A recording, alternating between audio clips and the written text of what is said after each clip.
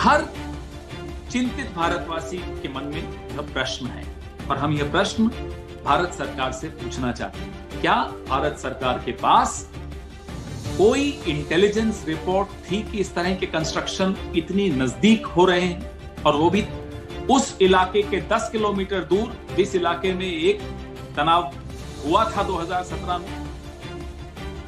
अगर ये सूचनाएं थी तो सरकार ने उसे रोकने के लिए क्या कदम उठाए, वो कदम सार्वजनिक किए जाए। 2017 में जब हम डोकलाम से पीछे हटे तब भी विशेषज्ञों ने चेतावनी दी थी कि ये चाइनीज एस्टैब्लिशमेंट है, ये बिल्कुल रिकंस्ट्रक्शन फिर से शुरू करेगी, सड़क बनाएगी, ट्रूप डिप्लॉयमेंट करेगी, स्ट्रक्चर्स बनाएगी। ये तमाम चेतावनियां विशेषज्ञों ने 2017 में भी दी थी। क्या उनकी बातें सुनी गई या नहीं सुनी गई? नहीं सुनी गई तो क्यों नहीं सुनी गई और किसकी सुनी जा रही?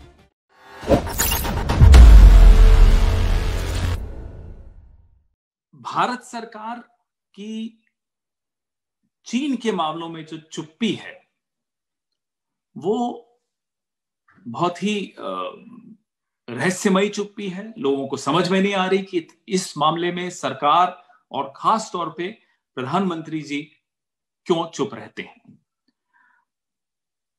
हमारे तमाम सीमाओं पर कहीं ना कहीं एक कोलैप्स होती हुई, गिरती हुई विदेश नीति दिख रही है पिछले 5-6 सालों में। नेपाल, पाकिस्तान और चीन का तो खबरें लगातार पिछले मार्च से हम लगभग सुन ही रहे हैं। अब एक समाचार आई है कि भूटान की जो टेरिटरी है डोकलाम से 9 किलोमीटर दूर, वहां कुछ सेटलमेंट, कुछ गांव चीन ने बसा दिया है। और ये सैटेलाइट इमेजेस हैं जो सबके सामने आई हैं, पब्लिक डोमेन में आई हैं। इससे जो खतरा पैदा हो रहा है सिलीगुड़ी कॉरिडोर को, तो चिकन्स नेक को, वो खतरा जो समझते हैं, वो जानते हैं, वो खतरा जो हमारे नॉर्थ ईस्ट के पूर्वोत्तर जो हमारे राज्य हैं उनका जो एक्सेस है हिंदुस्तान के साथ, उनको, उस एक्सेस को वो खतरा है। अर्थव्यवस्था चौपट हुई, प्रधानमंत्री चुप। जो देश का एक सामाजिक समरसता और देश में जो एक सामाजिक शांति वो ध्वस्त हो रही है, चुप्पी। विदेश नीति के नाम पर जो मजाक हुआ है पिछले 5-6 सालों में, उस पर तो उम्मीद थी कि कुछ कोई बोलेंगे, कोई जिम्मेदार आवाज सुनाई देगी, लेकिन नहीं, वहां भी कुल मिलाकर पूरी चुप्पी है। पिछले कुछ दिनों में जो सैटेलाइट इमेजेस जिनके बारे में मैंने अभी बताया, वो डोकलाम इलाके की जो आई हैं, ये वो इलाका है जो 2017 में जो डोकलाम का डिस्प्यूट हुआ था उससे 10 किलोमीटर दूर है। और ना केवल वहां एक गांव बसाया गया है चीन द्वारा, बल्कि एक 9 किलोमीटर लंबी मजबूत पक्की सड़क भी बनाई गई। बहुत स्पष्ट है कि केंद्र सरकार कम से कम इसमें स्वीकार करना चाहिए उनको कि वो असफल रही है चीन को रोकने में अलग अलग हमारी सीमाओं पर। लद्दाख की चर्चा बार बार हुई, सरकार की तरफ से नहीं लेकिन मीडिया में बहुत चर्चा हुई। हमने आपके समक्ष आकर बहुत बार इस पर चर्चा की और बड़े दुख का और खेद का विषय है कि चर्चा अगर सरकार ने की भी तो अलग अलग स्वरों में अलग अलग तरह से बात हुई। वेबसाइट से चीजें उड़ा दी जाती थी, तथ्य हटा दिए जाते थे। प्रधानमंत्री ऑल पार्टी मीटिंग में आकर उसके बाद जो स्टेटमेंट देते थे उससे प्रत्येक भारतवासी को बड़ा क्षोभ हुआ, बड़ा दुख हुआ। जिस तरह की उन्होंने क्लीन चिट चाइना को दी, चीन का नाम लेने से भी वो नहीं लेने की हिम्मत जुटा पा रहे। ये अच्छी बात नहीं है। देश की सुरक्षा के लिए, देश के आत्मबल के लिए एक मजबूत सेना है इस देश में। इस सेना ने बार बार साबित किया है कि पूरे विश्व में अगर मजबूत सेनाओं में गिनती हो तो भारत की सेना की गिनती अग्रणी मानी जाती है। स्टेटस को लद्दाख का बदला, यथास्थिति वहां बदली जो अप्रैल 2020 की यथास्थिति थी, आज वो नहीं है। यह बात स्पष्ट तौर पे, आप सरकार में भी कोई ये बात स्पष्ट तौर पे इसको इनकार नहीं कर पाएगा कि वो यथास्थिति जो अप्रैल 2020 में लद्दाख में थी वो अब नहीं। वही स्थिति अब डोकलाम की हो रही है। इसी डोकलाम के बारे में हमने बहुत ज्यादा सुना टीवी डिबेट्स में। इनके प्रवक्ता आकर के थे, देखो हमारे सब्र का नतीजा कि डोकलाम सॉल्व हो गया। उसके बाद चाय पार्टी हुई, झूले झूले गए, सब कुछ हुआ, डोकलाम सॉल्व नहीं हुआ। ये आज साबित होता है इन सैटेलाइट इमेजेस से साबित। 2017 में जब चीन ने जोम्पेलरी रिज को पहुंचने का प्रयास किया तो हमारी वीर सेना ने वहां उनको रोका और सफलतापूर्वक रोका। काफी लंबा स्टैंड ऑफ चला, बहुत दिनों, बहुत महीनों तक का चला। फिर एक डी एस्केलेशन की प्रक्रिया हुई, वार्तालाप हुई, दोनों सेनाओं के लिए तय हुआ कि अपने अपने उस स्थान से वापस जाएंगे जहां वो आ गए थे आमने सामने। जाहिर है भारतीय सेना ने इस बात का सम्मान किया और वो बफर जोन का सम्मान किया, लेकिन चीन की सेना ने इस डी एस्केलेशन जो हमारी एक समझौता हुआ था उसका सम्मान नहीं किया और वो फिर से अपनी हरकतों पर आ गए हैं। चीन ने जो 2017 में प्रयास किया था वो अब उस प्रयास में 10 किलोमीटर दूर जाकर सफल होता हुआ दिख रहा है। और सैटेलाइट इमेजेस से यह स्पष्ट होता है कि ये कोई टेम्पररी स्ट्रक्चर्स नहीं है। मल्टी स्टोरी बिल्डिंग्स, पक्की सड़कें, नियत स्पष्ट तौर पे नजर आ रही है कि नियत ऐसी नहीं है कि आज आए और कल चले गए। नियत वहां बसने की है। वहां एक नदी बहती है, कहीं फ्लैश फ्लड्स ना आ जाएं, जो अचानक मौसम में बाढ़ आ जाती है वो ना आ जाए, तो उसके लिए एक पक्की दीवार बनाई गई है। ये तमाम चीजें सैटेलाइट पिक्चर में आपको दिख रही हैं। जिस तरह की सड़क बनी है, जिस तरह के स्ट्रक्चर्स बने हैं, वहां बड़ी मशीनें जरूर आई होंगी, उनके बगैर वो नहीं बन सकती। अच्छी क्वालिटी की सड़क है तो मतलब आवागमन के लिए उसको सुचारू बनाया गया है, सुदृढ़ बनाया गया है। इससे एक चीज बड़ी स्पष्ट होती है कि ना केवल इस सड़क से चीन को जोम्पेलरी रिज का रास्ता उसके लिए आसान हो जाएगा, बल्कि इसी रास्ते से चिकन्स नेक सिलीगुड़ी कॉरिडोर, वो जो छोटी सी एक पतली जो झर्री है, वहां भी उनका कनेक्शन हो जाएगा, जिससे हमें खतरा है हमारे नॉर्थ ईस्टर्न स्टेट्स को, हमारे पूर्वोत्तर राज्यों को। भूटान हमारा एक बहुत ही अच्छा, बहुत ही नजदीक, घनिष्ठ हमारा उनसे संबंध रहे हैं। आज से नहीं, ऐतिहासिक रूप से वो संबंध रहे हैं। हमें पूरी उम्मीद है कि सरकार उन संबंधों को दरकिनार नहीं कर रही, उनको ध्यान में रखते हुए ऐसे कदम उठाएगी कि हम अपने पड़ोस में एक और मित्र न खो दें। हमने पिछले 6 साल में हमारे सीमाओं पर बहुत कुछ होते हुए देखा है, जिसका सीधा सीधा संबंध जिस तरह की हमारी विदेश नीति रही है उससे है। जो हमें ज्यादा तकलीफ देता है डोकलाम की इन तस्वीरों को देखकर, वो यह है कि जिस तरह से पैंगोंग और गलवान में जो स्थिति बनी थी और जिस तरह से वहां बात हुई, जो सबने देखी, वही हमें डोकलाम में होता हुआ दिख रहा है।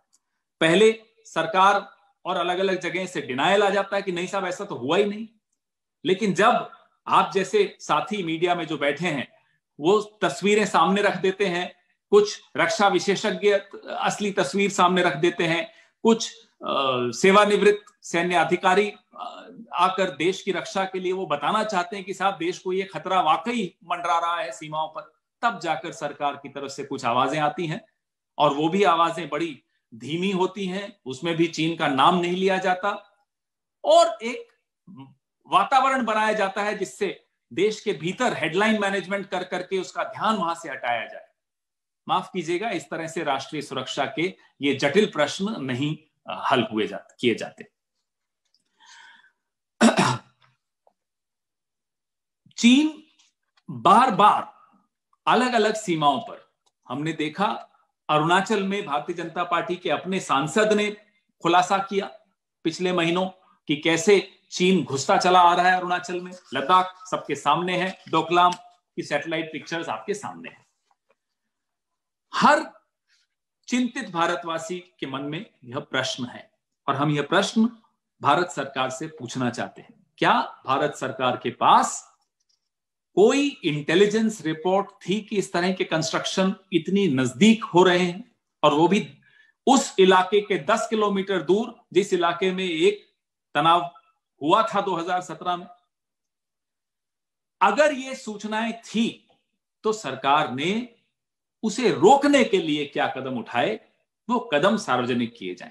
वो कदम सफल नहीं हुए, ये चित्र देखकर स्पष्ट हो रहा है, लेकिन कदम उठाए क्या गए, आप देश को विश्वास में लीजिए और बताइए। क्या भारत सरकार ने भूटान के एम्बेसडर से चर्चा की? इस यथास्थिति वहां क्या है, डोकलाम के इस इलाके में क्या हो रहा है, कितना कंस्ट्रक्शन हुआ है, क्या इस बारे में कोई चर्चा हुई भूटान के एम्बेसडर से? हम यह भी जानना चाहते हैं। क्या डोकलाम में यथास्थिति बनाने के लिए कुछ कदम उठाए जाएंगे? उस पर कोई चर्चा हो रही है? अगर हो रही है तो किस स्तर पर वो चर्चा हो रही है, देश यह जानना चाहता है। 2017 में जब प्रधानमंत्री जी की चीन के जी जिनपिंग से मुलाकात हुई थी और ये तय हुआ था डोकलाम में कि सब अपने अपने इलाके में वापस पीछे हट जाएंगे, तब क्या केंद्र सरकार की तरफ से इस तरह की कोई बात उठाई गई कि आइंदा भी इसके आसपास भी चीन इस तरह की हरकत ना करे? बार बार ये चर्चा हो रही थी कि ब्रिक्स कॉन्फ्रेंस आने वाली है, और ब्रिक्स कॉन्फ्रेंस से पहले शांति की वार्ताएं भी हो रही थी, सब कुछ हो रहा था। ब्रिक्स कॉन्फ्रेंस समाप्त हुई और फिर ये सब सैटेलाइट पिक्चरें भी अब हमारे सामने आ गई हैं। क्या सरकार यह समझाएगी, देश को बताएगी कि ये बार बार जो हमारी कूटनैतिक विफलताएं हो रही हैं, इसकी जिम्मेदारी किस पर मानी जाएगी सरकार द्वारा? किसको वो अकाउंटेबल ठहराएंगे कि साहब ये इस व्यक्ति या इस निर्णय की वजह से ये हम इस स्थिति में आए हैं?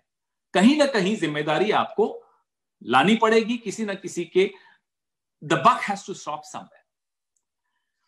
ऐसा क्यों है कि बार बार ऐसे उदाहरण मिलते हैं कि जो देश की, जो हमारी विदेश नीति है, वो एक तरह से एक व्यक्ति की छवि के आगे नतमस्तक हो जाती है। उस व्यक्ति की एक मस्कुलर छवि होना जरूरी है, भले विदेश नीति विफल होती चली जाए। ऐसा क्यों बार बार उदाहरण सुनाई देते हैं और दिखाई देते हैं?